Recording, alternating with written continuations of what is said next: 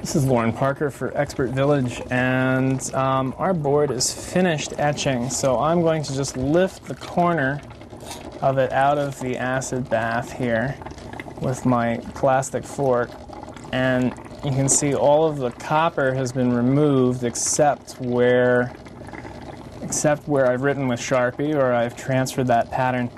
Now, to clean things off, I just drip the acid back into its bath here. I'm going to lift up the bubbler, and I'm just going to let it, to clean itself, just bubble into my water bath now. And then all I have to do to clean this up is now and stop the reaction is just drop it into the water bath. It's part of the reason that I do the water bath, the container within the container. This warm water that's heating up my etchant also serves as a way to clean up. Also, if I spilled any of this, then it would go into the water and get diluted rather than harming anything, and I would contain the spill.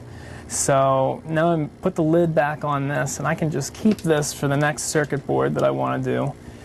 Every once in a while this will start to turn kind of brown. When it turns brown, you just need to add just a little bit more peroxide, bubble it for a while, and then possibly add just a smidge more acid just to keep the acidity up. But now you can see I've rinsed this off, and I can take out my acrylic tube here.